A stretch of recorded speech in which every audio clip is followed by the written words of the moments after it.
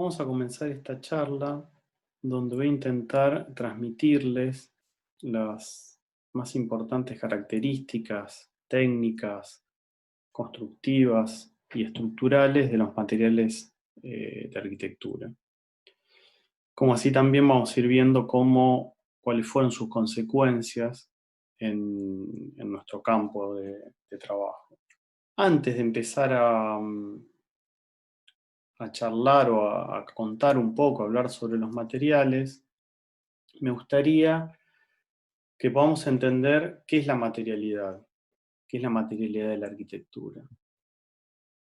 Es un catálogo de materiales y de técnicas, es algo que tiene que ver o está relacionado con la construcción, es un problema de lenguaje.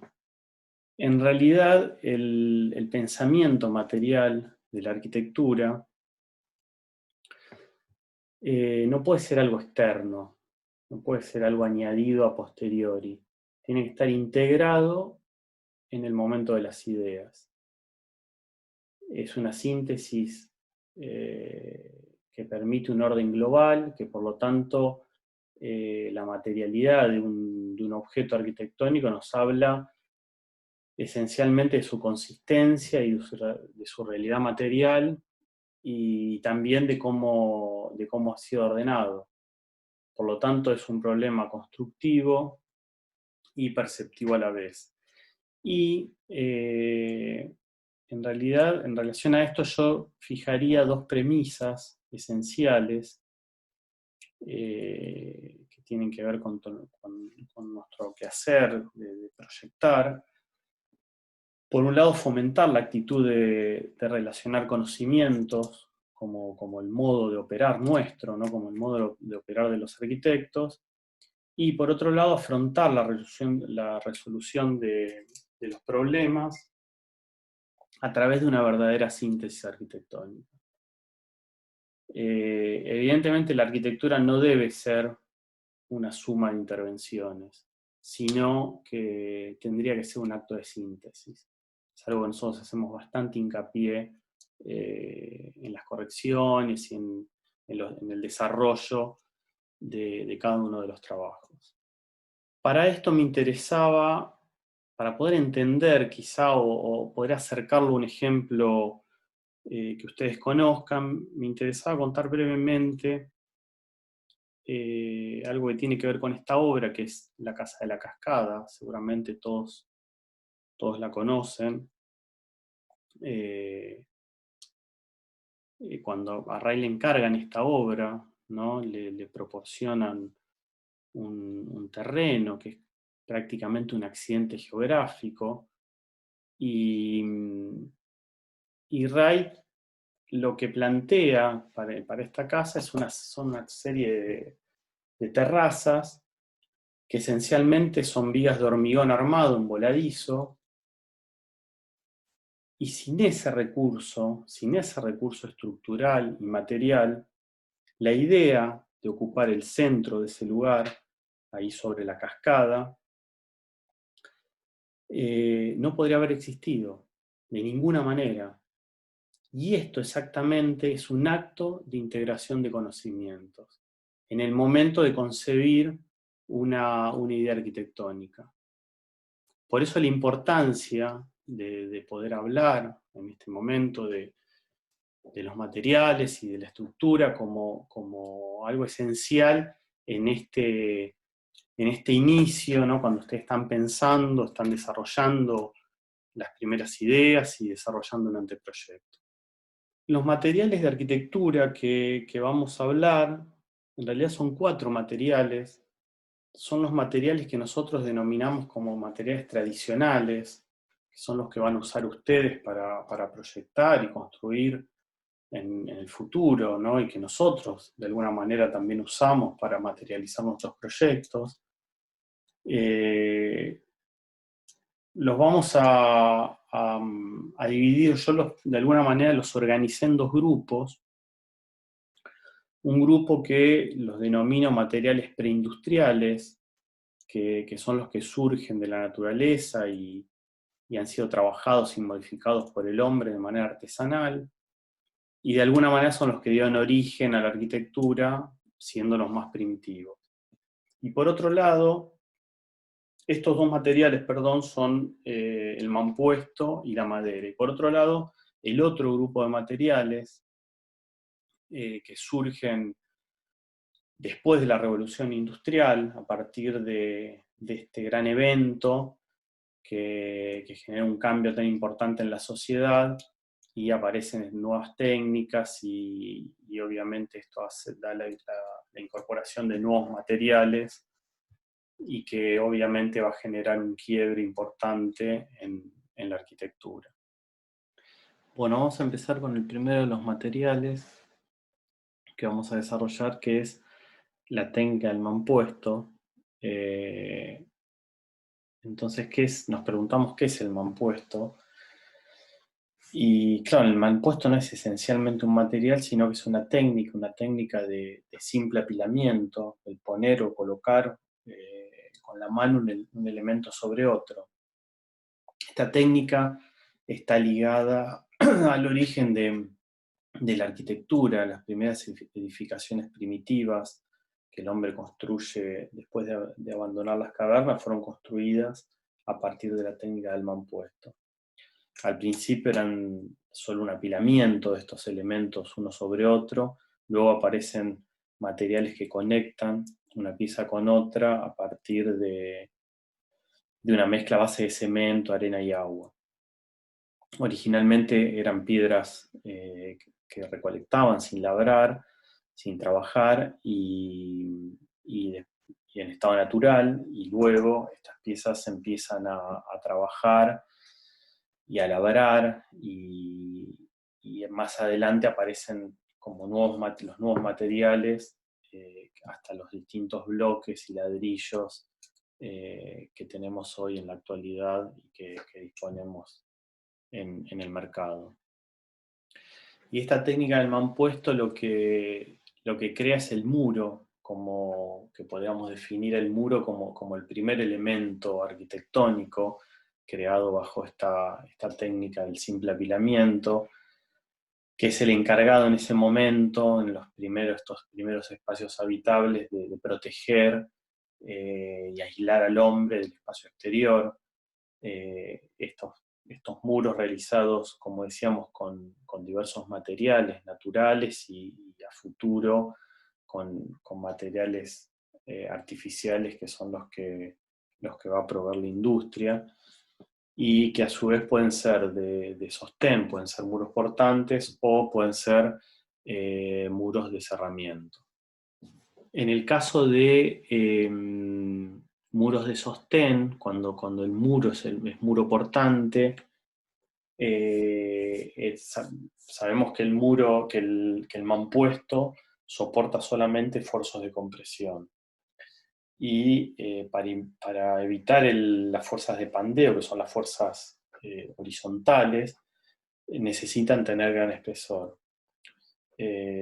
O de alguna manera ser intersectado por otro muro, lo que define o lo que se conoce como la caja muraria. Por eso es característico de la arquitectura muraria portante el gran espesor o la gran sección que deben tener. En este caso vemos estos tres ejemplos: la casa Torres Pozzi en Tafí del Valle de Sacriste, o la iglesia unitaria en Nueva York de Cannes, o veíamos anteriormente las termas de Valls en el Cantón de los Grisones en Suiza de Zumthor. En los tres casos hay una intención en el uso del material, ¿no? Que está asociado a varias cuestiones. En el caso de las termas, ese edificio surge a partir de un concurso en un predio hotelero que estaba casi en desuso. A partir del llamado concurso se genera el premio que le dan a Zumthor y la renovación de toda el área con este hotel y termas nuevas, y Zumthor lo que piensa es un edificio que socava la cantera, ¿no? Esta cantera de aguas termales, y incrusta casi el edificio a partir de algunas restricciones también que se pedían, que no podían elevar el nivel de piso, determinada cantidad de metros. Entonces socava la cantera y enclava el edificio, que lo construye a su vez con una piedra que se obtiene de esas canteras. Si bien los muros de las termas de Suntor están construidos como construían los romanos, porque son dos muros de mampuesto y en el medio tiene como un alma de hormigón, por lo tanto concretamente no son muros portantes en sí mismos, pero sí están pensados bajo las reglas y bajo como la técnica del muro, de la construcción del mampuesto. Y lo mismo pasa con la iglesia unitaria de Caen, ¿no? A partir del programa que tiene, ¿no? y el tipo de espacio que él quiere generar, o la casa en Tafí del Valle de Sacriste, donde esta casa requiere, a partir de cuestiones climáticas, ser como un espacio de refugio y de protección.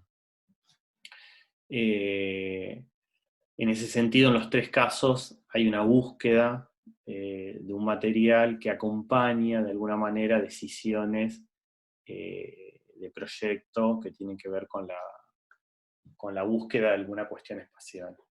Y la vinculación en la arquitectura muraria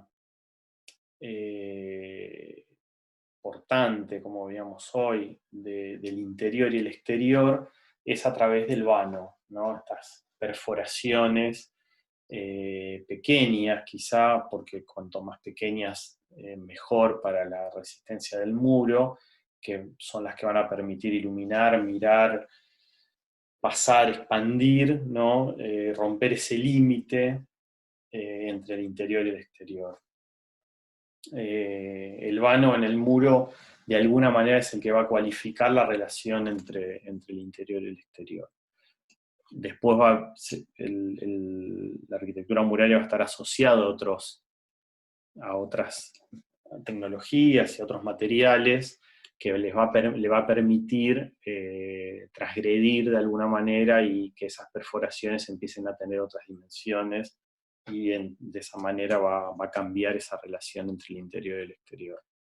Cuando vemos el muro como cerramiento, y quizá uno de los ejemplos más claros es el de la Ville Savoye, donde el muro de mampuesto, con la aparición de nuevos materiales como el cemento, no solo libera su responsabilidad de sostener, su responsabilidad portante, y pasa a ser solamente un elemento de cierre, sino que también, como decíamos, estas piezas se unen, ya no son piezas apiladas, sino que se unen entre sí, y cambia su acabado con la incorporación del revoque. Esto transforma el muro, ¿no? Que estaba compuesto por esta cantidad de elementos, en un plano.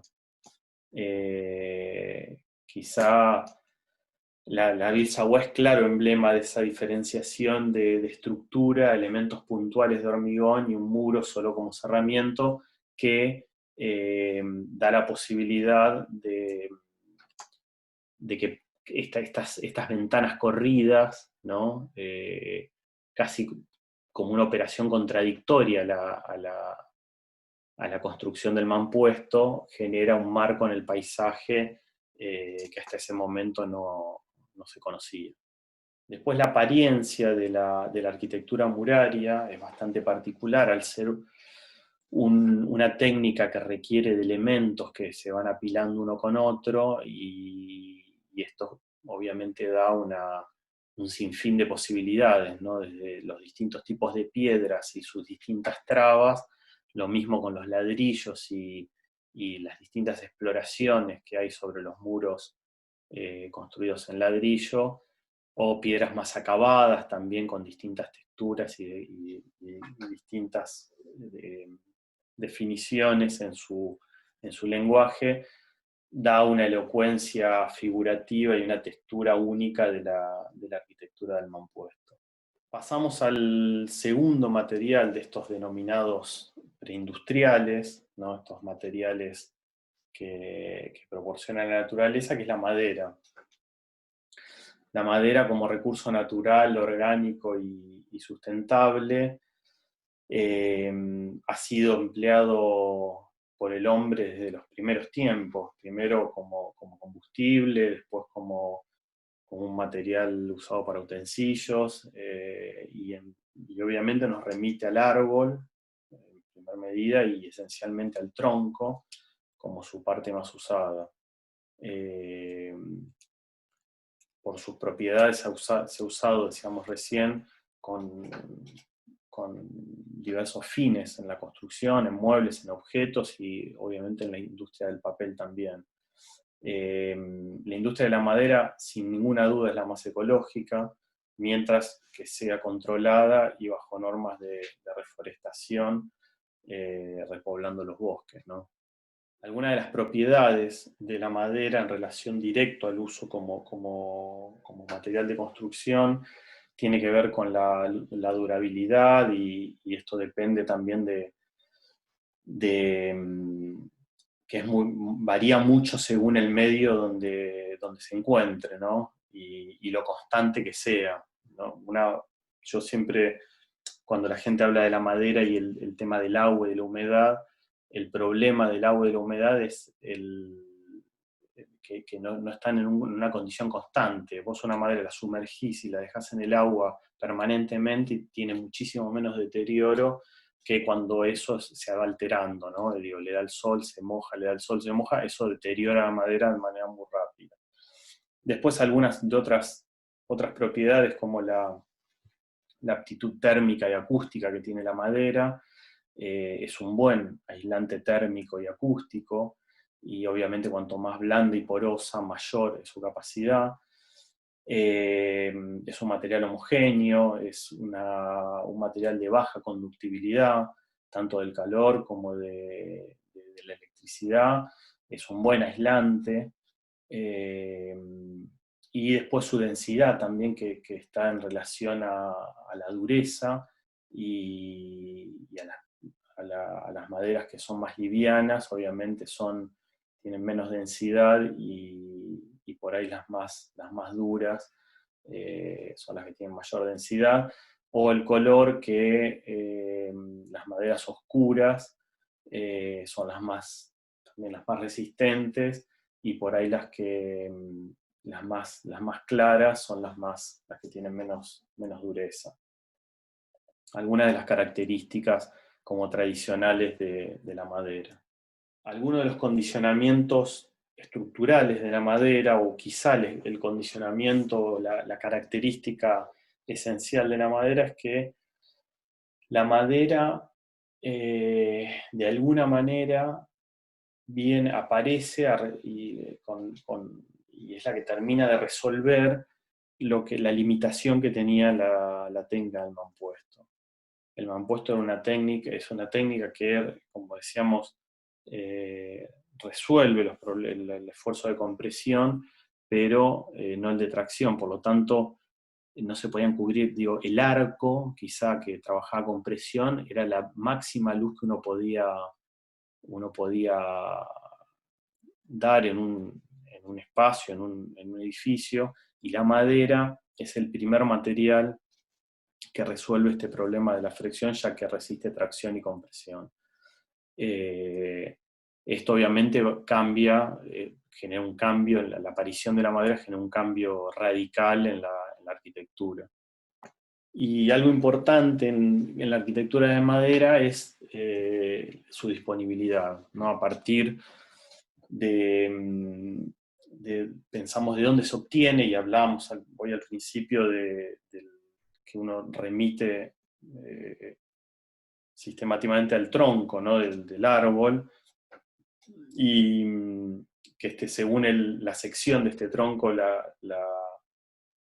a ser de mayor o menor dureza la madera, y la tecnología actual, con el desarrollo tecnológico e industrial de los distintos tipos de herramientas, permite una racionalización del tronco y una amplia gama de escuadrías, ¿no? Ahí es donde aparecen, obviamente, los cabios, las vigas, chapas, todo lo que se puede obtener con distintos tipos de desarrollo tecnológico y distinto tipo de racionalización de ese tronco. También la industria proporciona nuevos productos, ¿no? A partir del desarrollo del uso de la madera, a partir de impregnación de estas maderas con resinas sintéticas que se prensan en caliente a presiones muy altas, y se generan estas láminas aglomeradas o contrachapadas, terciados, que se van a usar mucho, y hoy en la actualidad se usan mucho en la arquitectura de madera. También aparecen para cubrir luces mayores, ¿no? Para poder superar la limitación de la longitud del tirante que se obtiene del tronco. Estas vigas compuestas o como por ejemplo el ejemplo que tenemos en la facultad de las vigas laminadas, que dan la posibilidad de cubrir luces mucho mayor a lo que tradicionalmente la sección que se obtenía del tronco nos podía resolver. Y si hay algo que tiene la madera, la construcción o la arquitectura en madera, son sus uniones, no son elementos que se intersectan unos con otros. Entonces aparecen distintas técnicas de uniones. Al principio, e incluso al día de hoy también siguen existiendo las técnicas de uniones artesanales que requieren una mano de obra muy capacitada y artesanal, que en relación a empalmes, encastres a medida, los encastres inglete, a caja, espiga, y bueno, a partir de algunos elementos como clavijas y cuñas y tacos que hacen que realmente ese trabajo extremadamente artesanal se haya quizá dejado de lado en el tiempo por su costo y por su tiempo de ejecución. Y aparecen algunas metodologías industriales que incorporan nuevas técnicas y materiales que obviamente aumentan su aplicación y en la velocidad de ejecución y en el costo, ¿no? Estas nuevas técnicas de unión, mediante clavos, pernos, letinas, conectores metálicos, chapas de encastre, que también reemplazan las colas, que en su principio, en su origen, eran colas de origen orgánico, por colas a base de resinas. Y cuando hablamos de construcción de madera, no podemos dejar de hablar de los distintos montajes, ¿no? Y nos remitimos a Europa, en la Edad Media, las primeras construcciones que aparecen incluso de carácter mixto, porque eran construcciones, como decía, yo les contaba hoy, que estaban pensadas a partir de la técnica del mampuesto, con esos basamentos de piedra, y aparecían a partir de un diseño estructural, ¿no?, más evolucionado, que permite superar las limitaciones de medida, los largos y las secciones disponibles, impulsa el uso de estas formas compuestas por elementos de pequeña longitud y sección. Esto permite realizar estructuras de maderas parecidas o análogas a las triangulaciones metálicas. Entonces aparecen algún tipo de cabriada, vigas reticuladas, que de alguna manera van a resolver las cubiertas de estas casas construidas en la Edad Media. Este sistema constructivo, que obviamente está basado en una estructura independiente de columnas y vigas con arrastramientos diagonales, unidos mediante encastres también artesanales, requiere una mano de obra artesanal y especializada de gran calidad, que obviamente después eso se va perdiendo. Esto también lo que permite es que es parte de esto que se construía en estos espacios habitables, se montaba en seco, incluso algunas cosas venían ya prearmadas y se montaban in situ ya ejecutadas. Este mismo sistema, pero de alguna manera más sintetizado, se empieza a realizar mucho tiempo después en Estados Unidos, en América, y resuelve en realidad pensando la- la resolución de producción masiva de la vivienda a partir de la conquista del oeste. La incipiente industria en Estados Unidos incorpora algo clave en este tipo de construcción, que es el clavo a granel y la sierra mecánica, que esto lo que desarrolla es el quizá más conocido para todos, que es el balloon frame, que es el típico sistema usado en Estados Unidos para la construcción de vivienda. En realidad es un entramado modular de listones y tablas de pequeñas cuadrillas, similar al brass and frame europeo, pero donde ya los encastres no se realizan de manera artesanal, sino que el clavo es el protagonista de estas uniones y los tornillos, y aparecen las tablas o paneles de yeso como cerramiento. Hay un grupo de arquitectos esencialmente en California, que toman este sistema y lo desarrollan y lo incorporan a otro tipo de arquitectura, donde empieza a tener mucho más valor el proyecto, y incorporan la técnica a la idea de proyecto que ellos tienen, y obviamente eso también cambia como la fisonomía de este tipo de arquitectura que se estaba desarrollando de manera masiva en Estados Unidos. ¿Y cuáles son las consecuencias arquitectónicas de la madera como material de construcción? Y estas están definidas a partir de sus condicionamientos, que definen una serie de consecuencias que caracterizan a la madera, ¿no? La unidireccionalidad de su comportamiento estructural, la linealidad, esta cuestión de lo repetitivo de sus elementos es una característica clave y esencial de la construcción en madera. Obviamente que la construcción en madera, la arquitectura en madera, si hay algo que tiene, que es la flexibilidad, el cambio y un posible crecimiento. Esta forma de construir de manera modular, y la posibilidad de montar en seco, incluso de prearmar, ¿no? Y prefabricar elementos y después montarlos in situ, le otorga una gran flexibilidad y una potencial transformabilidad, admitiendo subdivisiones, cambios, crecimientos o alteraciones, y obviamente con mayor velocidad de ejecución y obviamente un menor costo. Vemos en estas imágenes, en la parte inferior, unos módulos más contemporáneos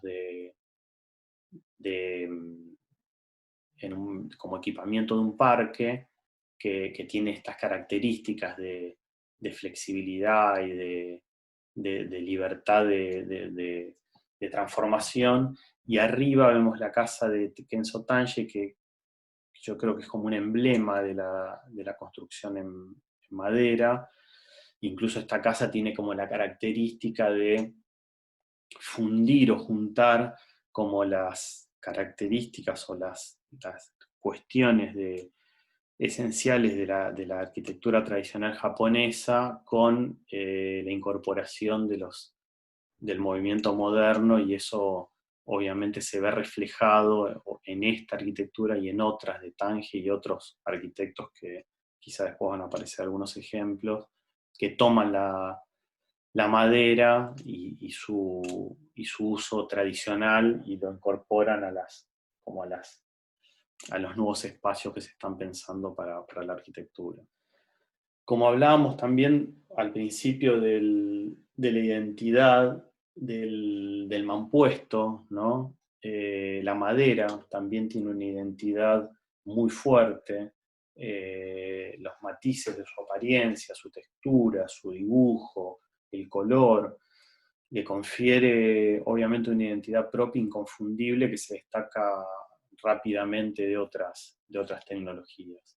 Hoy hablamos de una de las características importantes de la madera, que es el aporte, ¿no?, que tiene la madera a partir de su cuestión estructural, de ser el primer material que resuelve el problema de la flexión.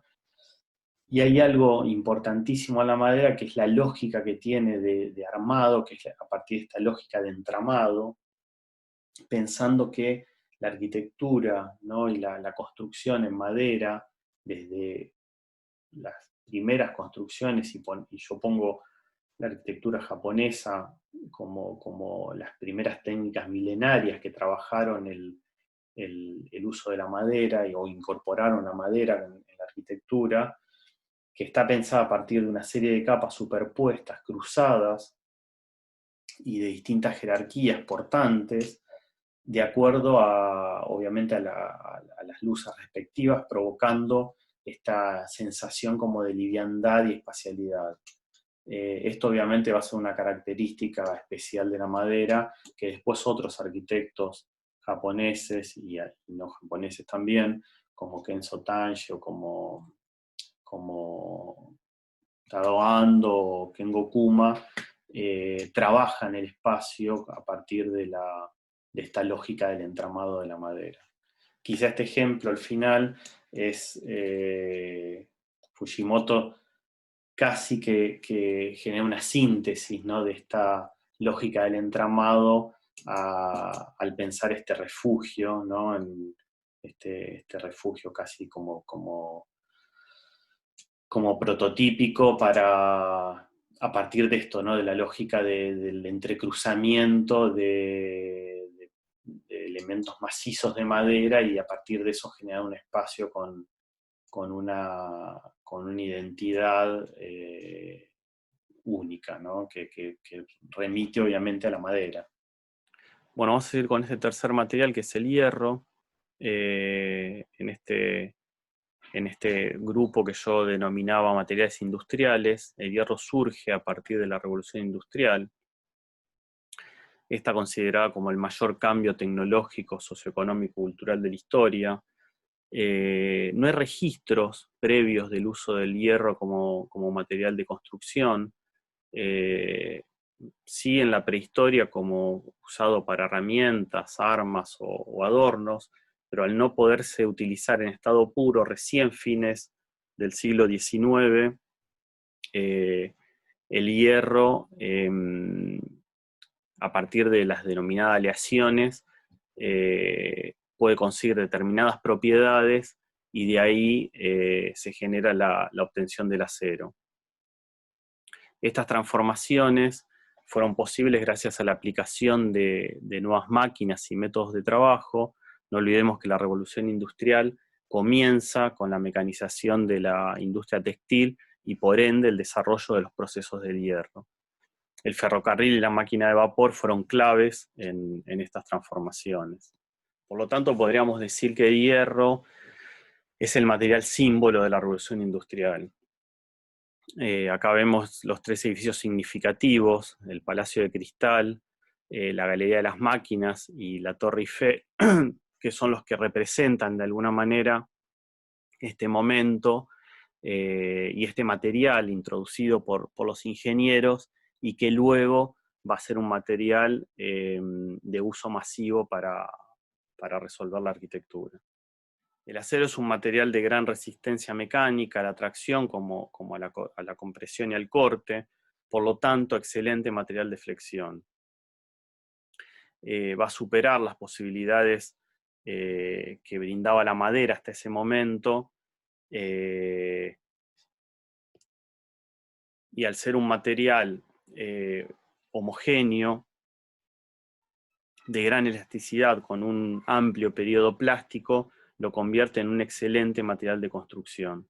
Desde los estudios, a partir de su alto costo de producción con respecto a otros materiales, se impulsa el diseño de las estructuras metálicas para obtener el mayor rendimiento estructural con el mínimo uso del material, y aprovechando las posibilidades que proporciona la industria, el desarrollo de métodos científicos para su diseño y para su cálculo, surgen materiales como el perfil doble T, hasta los desarrollos estáticos que han posibilitado ampliar enormemente las grandes luces. Vemos algunos ejemplos desde estructuras trianguladas, donde barras que desarrollan esfuerzos simples de compresión y tracción, hasta pasando por estructuras espaciales que realizan descomposición de fuerzas en tres dimensiones, o la asociación con otros materiales como el hormigón armado, que de alguna manera va a resolver la arquitectura de principios del siglo XX. Como veíamos anteriormente en la madera, la disponibilidad del hierro está en relación a la producción de la industria. Perfiles normales, chapas, barras de acero, alambres, cables, son los elementos que se van a usar para la construcción. Completados con planchuelas, barras, tensores que van a ser utilizados para la realización de todo tipo de cabreadas y vigas compuestas o arcos reticulados, aplicando, como veíamos anteriormente, los principios de triangulación y descomposición de fuerzas. Barras de acero redondo, lisas y estriadas, y alambres y cables para usos estructurales, para elementos de pretensado, chapas onduladas, autoportantes, van a ser otros los elementos que van a conformar el abanico de posibilidades que va a dar el acero como material de construcción. También, como en la madera, teníamos la problemática de la unión de los elementos que componían estas estructuras. En el acero también, y tenemos distintas posibilidades a partir de los primeros métodos de unión, en relación a remaches y roblones, estos elementos cilíndricos de hierro que eran roscados o golpeados, que están sometidos a esfuerzo de corte. También pernos o bulones, que son empleados excepcionalmente cuando se deja abierta la posibilidad de que se pueda desarmar una estructura, o cuando el espesor de las piezas a ensamblar excede 4 o 5 veces el diámetro del perno. Otras maneras de unión, otros métodos de unión más contemporáneos, es la soldadura, que permite la fusión parcial entre dos metales a lo largo de una superficie de contacto. Y aunque la soldadura también se haya sometida al esfuerzo de corte, esta unión, que es casi monolítica, reduce esos esfuerzos que se generan a través que se generaban a través de estos agujeros que generaban los roblones y los pernos. Obviamente que la soldadura es el método de unión quizá más contemporáneo y usado hoy en la actualidad para la construcción con el acero. Cuando hablamos de las consecuencias arquitectónicas del acero, obviamente estamos tratando con un material que podríamos decir que es genuinamente moderno, que produce cambios fundamentales en la sociedad. El hierro es el material que aporta la gran luz para los primeros rascacielos, y lo vamos a ver quizá más adelante, cómo el hierro es protagonista en estos nuevos programas de la arquitectura. En el año 1871, en la ciudad de Chicago, sufre el conocido gran incendio que deja totalmente destruida la ciudad, y surge un programa de reconstrucción de la ciudad y la necesidad de crear nuevos edificios. Se genera una corriente arquitectónica denominada Escuela de Chicago, liderada por Louis Sullivan y otros arquitectos, a fines del siglo XIX. Esto pasa en la ciudad de Chicago, y fueron pioneros estos arquitectos en la introducción de estos nuevos materiales y técnicas para la construcción de grandes edificios. En ese momento Chicago era una ciudad de gran crecimiento, por eso se produce una gran especulación sobre los terrenos y una gran demanda de construcción para el aprovechamiento del suelo. En relación a esto, la solución que adoptan estos arquitectos es la construcción vertical, ¿no? La cantidad de la tipología de muchos pisos elevados sobre una planta reducida, lo que sería a futuro el nacimiento de los primeros rascacielos. Ellos proponen estructuras metálicas revestidas según la función del edificio, ventanas que podían variar de tamaño cuando se deseara, y la eliminación de los muros de carga. Es el final de los edificios con muros que son solo muros de piedra de gran grosor para poder llegar a una determinada altura, como veíamos cuando hablábamos del mampuesto, para poder atravesar y superar estos esfuerzos laterales, y van a dominar el panorama de la arquitectura de este momento las estructuras de hierro en las grandes ciudades en Estados Unidos. Otra innovación van a ser las ventanas corridas, que ocuparán la mayor parte de las fachadas de los edificios, y esto dará lo que más adelante se llama como muro cortina o conocido como curtain wall. Entonces la arquitectura se libera de las restricciones de la caja muraria que hablábamos al principio con la técnica del mampuesto. Se liberan las restricciones que imponía esta compartimentación, ¿no? de recinto cerrado. La estructura de sostén se independiza de los muros de carga y sus posibilidades de resistencia multiplican no solo en grandes luces, sino en la cantidad de niveles en altura. Como decíamos recién, la estructura se independiza de los muros de carga. La aparición del vidrio como material asociado al cerramiento, gracias a la aparición de la esbelta estructura metálica que cambió rotundamente la relación interior-exterior en los distintos programas de la arquitectura. La evolución de la estructura trilítica, podemos ver cómo desde el Partenón griego, pasando por algunos edificios, algunas construcciones en madera, donde Mies y una corriente de arquitectos californianos toman la estructura trilítica de perfiles normales, como decía, primero en madera y después en el acero, para producción de su propia arquitectura. Y esto obviamente trae los beneficios en relación a la velocidad de construcción, la sistematización y la posibilidad de construcción en seco. Las estructuras de alma llena, estas estructuras se adaptan a las particularidades de diseño de cada proyecto, teniendo en cuenta la distribución interna de tensiones, como veíamos hoy, la racionalización del material, teniendo en cuenta el costo de producción que tenía la industria del hierro. Estos diseños dan la posibilidad de cubrir grandes luces, y en conjunto con el vidrio produce una revolución en la relación interior-exterior, ampliando las posibilidades de accesos, de iluminación, de expansiones, etc.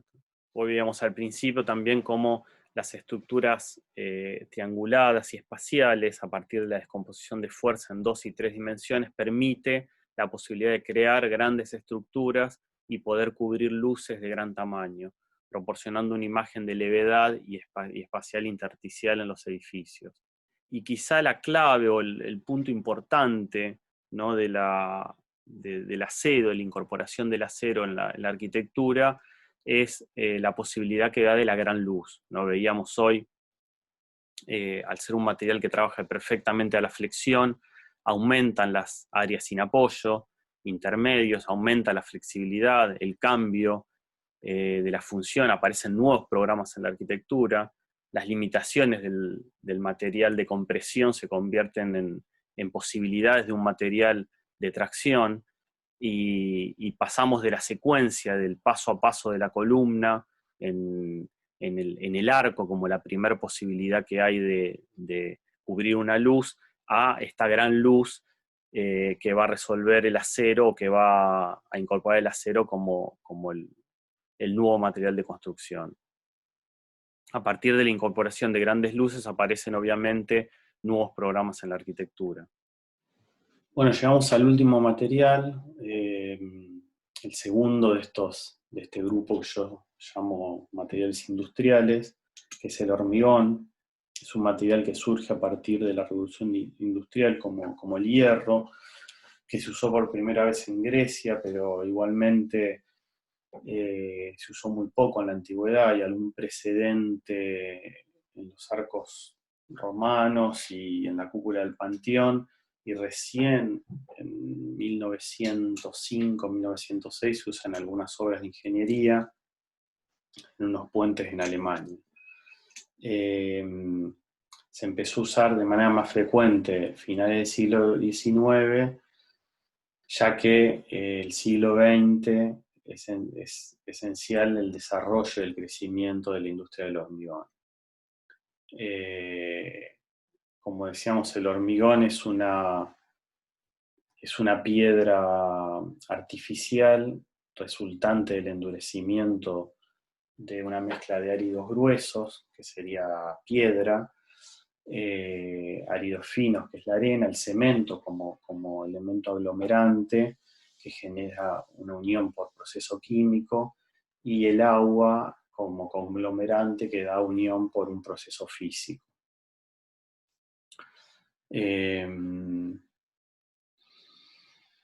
Acá podemos ver en este esquema cómo es la compacidad y la densidad del hormigón, y cómo es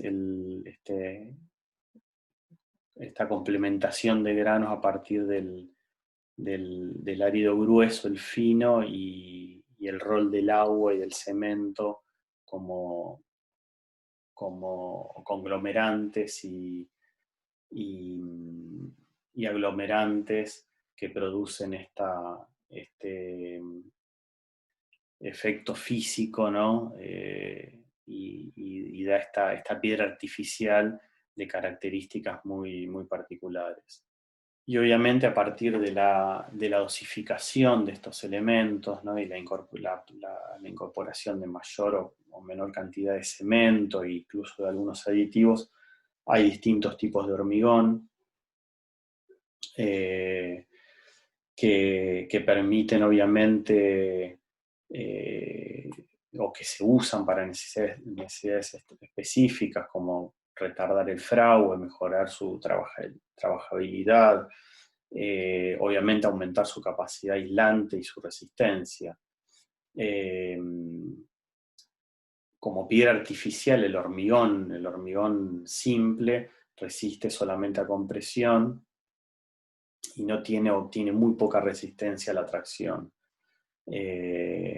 Y a partir de su resistencia se podría clasificar como en distintos tipos de hormigón, desde el H8, que son hormigones de nivelación o de contrapiso, con resistencias que van desde los 80 kilogramos por centímetro cuadrado a los 130 kilogramos por centímetro cuadrado, a hormigones como el H15, que ya son usados para elementos estructurales con unos 150 kilogramos por centímetro cuadrado, o H17 o 21, que son los hormigones que se usan habitualmente para la construcción de edificios, que llegan a unos 210 kilogramos por centímetro cuadrado. Después hay algunos hormigones con mucha mayor resistencia, que están en los 250 kilogramos y los 300 kilogramos por centímetros cuadrados, que se usan para pavimentos, para puentes o grandes estructuras. Hay otros tipos de hormigones para otro tipo de usos específicos que se han desarrollado, que son hormigones generalmente no estructurales, modificando algunos de sus componentes, como el hormigón alivianado y el hormigón celular, que tienen en alguno de los dos casos, en uno se le inyecta aire y en el otro se le inyecta perlas de tergopol, y esto le da como distintas capacidades. El hormigón alivianado contiene estas perlas de poliestileno expandido, cemento, arena y agua, y es un hormigón más liviano que el tradicional y de alguna manera más aislante, pero bueno, no es estructural. El hormigón celular, donde sus componentes también son agua, arena, cemento, y se le inyecta aire. Este hormigón se usó por primera vez en en Europa cerca del 1930, y lo que tampoco es estructural, pero también es un buen aislante térmico y tiene buena resistencia al fuego. Son los típicos bloques que por ahí conocen que se llaman RETAC, son bloques de hormigón celular. Y después hay un hormigón como un poquito más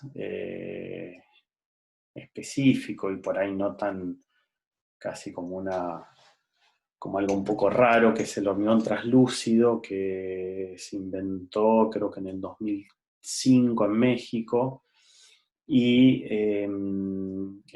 su composición es a base de cemento blanco, que es un cemento menos resistente, que bueno, tiene unos agregados finos y gruesos, unas fibras, eh, como un tratamiento, una fibra secreta llamada Lium, que le da esa cuestión de transparencia, casi como un hormigón vítreo, ¿no? Obviamente no es resistente no tiene capacidad portante, pero sí es resistente a los factores externos, incluso al agua marina. Pero no es un hormigón que yo creo que ni se comercializa, pero bueno, es una de las investigaciones y las exploraciones que se hicieron sobre el hormigón. Entonces, el hormigón, como decíamos, el hormigón simple es una piedra artificial que, como el mampuesto, resiste la compresión. Ahora, cuando el hormigón se asocia con un material como el acero que resiste tracción, aparece el hormigón armado, ¿no? Que en realidad es una técnica y que se obtiene de esta asociación, ¿no? Del hormigón simple con estas armaduras metálicas, teniendo en cuenta que sus coeficientes de dilatación de ambos materiales son similares y permite esto que actúen juntos. El hormigón obviamente absorbe los esfuerzos de compresión y el acero los de tracción. Es toda una respuesta excelente al tema que venimos repitiendo varias veces, que es el tema de la flexión, ¿no? Y algo clave en el hormigón, que yo creo que es lo que lo caracteriza quizá de los otros materiales, es el monolitismo en sus uniones. Cuando hablábamos de la arquitectura en madera y después de la arquitectura en acero, de sus uniones y las técnicas de unión, el hormigón tiene una cuestión que es su monolitismo, que le da continuidad en la transmisión de esfuerzos y en la colaboración de todos sus elementos estructurales.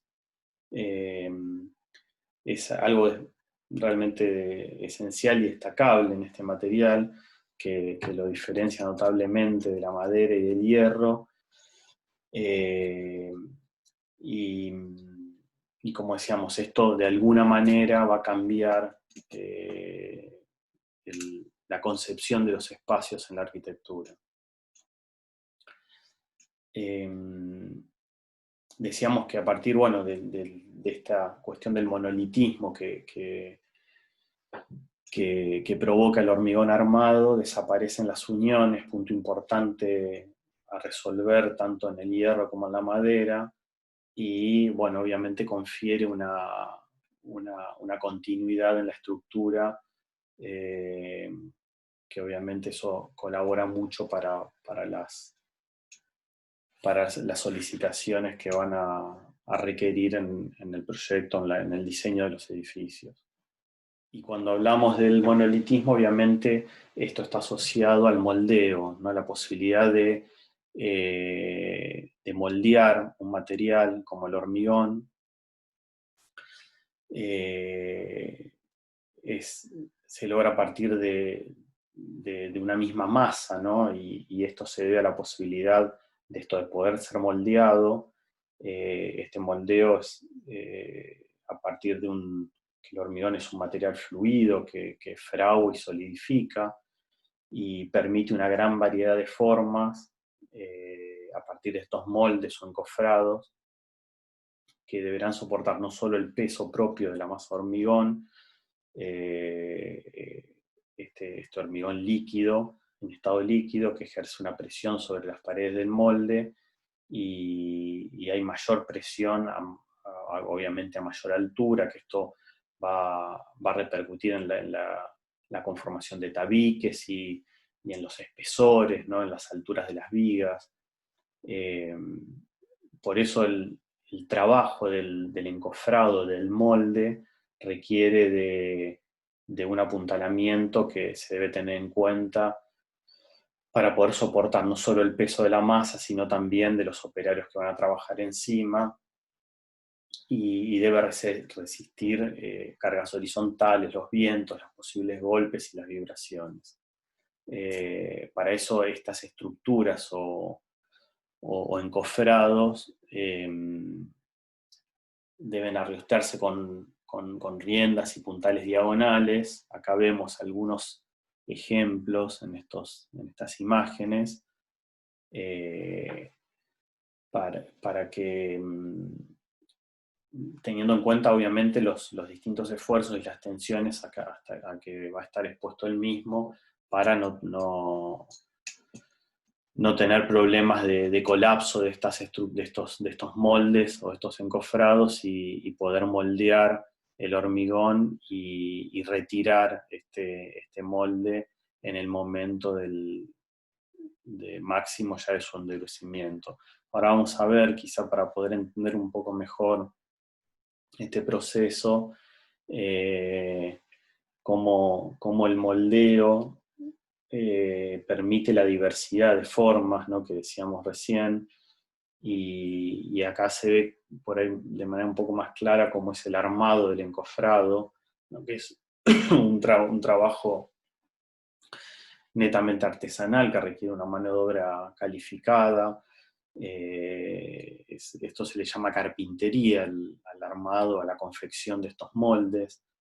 En el proceso de llenado se tiene muchísimo cuidado, ya que una vez terminado el llenado del hormigón, fragua en las horas siguientes, y no hay modificación o reparación posible. A los 28 días logra su mayor endurecimiento y el encofrado se va retirando. Acá vemos como ese proceso, ¿no? Cómo se construye el encofrado, el molde, a partir de estas cuestiones que hablábamos recién, de estos requerimientos. Aparecen en el segundo gráfico, aparecen las armaduras, el vertido del hormigón.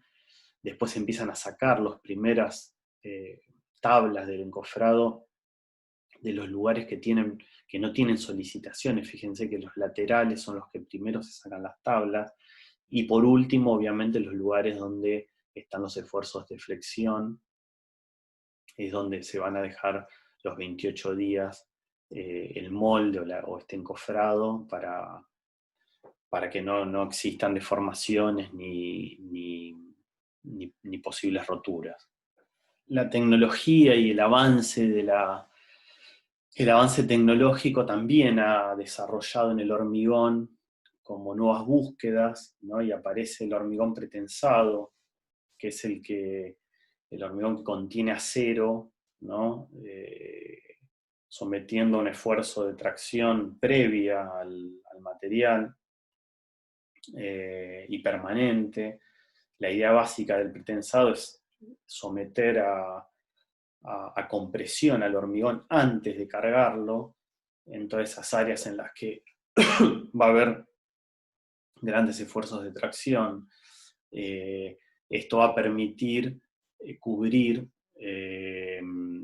luces obviamente mayores, y acá vemos, quizá este es como el ejemplo más claro del hormigón pretensado, que es el Museo de Escultura de San Pablo, el MUBE, de Pablo Méndez de Rocha, y vemos cómo ese dintel del Museo de Escultura, que tiene una altura de 2,50 metros y cubre 60 metros de luz, gracias a esta técnica del hormigón pretensado, le permite a Méndez de Rocha poder materializar un gran umbral, como él llama, ¿no? que cobija parte del programa, que da sombra a ese parque de esculturas, porque el programa del parque del museo está todo enterrado. Él lo que hace es, de alguna manera,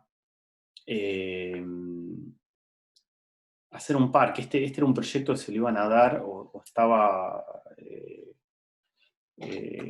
pensado que lo realice Burle Marx, y después no sé cuál es el inconveniente, que se lo termina dando a él. Entonces él piensa que eso tiene que ser un parque. Entonces el museo lo mete por abajo, lo entierra, y despega este elemento, este dintel de 60 metros, que de alguna manera va a dar sombra, va a dar cobijo a las actividades que van a ir pasando ahí abajo en esa especie de anfiteatro, de plaza pública dentro del museo.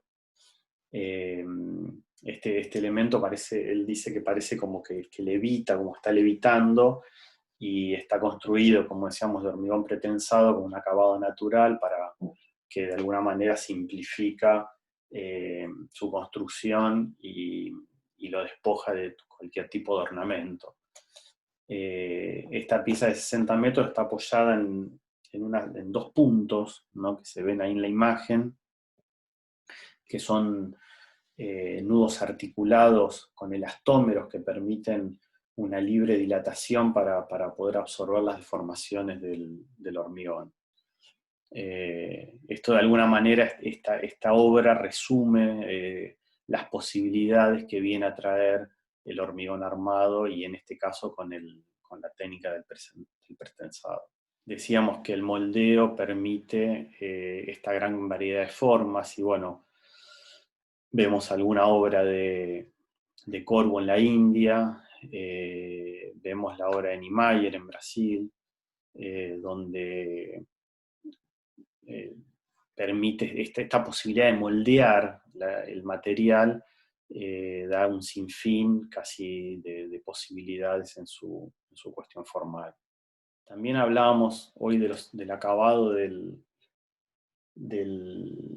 o de la textura de la imagen, del mampuesto, de la madera, y el hormigón también, ¿no? A partir de su ejecución por moldeo, permite también diversos acabados de superficie, desde el rústico encofrado de manera a la vista, hasta acabados más pulidos y perfectos mediante encofrados metálicos, con la incorporación de color, como así también el posterior revocado, como alguna de las arquitecturas que veíamos recién.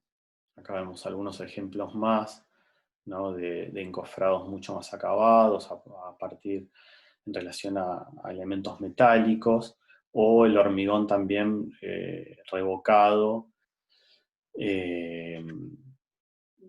teniendo dándole un acabado, una superficie diferente. Entonces, algunas de las cuestiones estructurales que enfatizamos en el hormigón, bueno, libera el cerramiento del compromiso portante, ¿no? A partir de que aparece este material que resuelve de manera independiente la estructura, se intensifica, ¿no? A partir de esto la relación interior-exterior.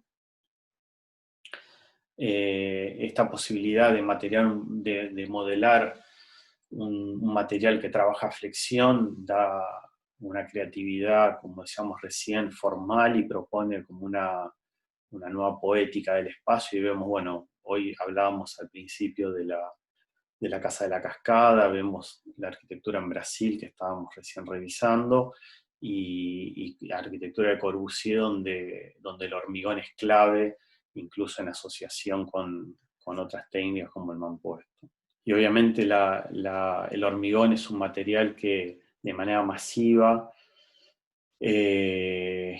va a resolver los problemas de la vivienda, ¿no? Asociado con el mampuesto. Recién eso lo decía anteriormente, y vemos cómo a partir de un material que es económico, que es accesible, que tiene capacidad de flexibilidad, y tiene estos atributos en relación a su capacidad de moldeo, va a ser como, se podría decir que es el material emblema del siglo XX.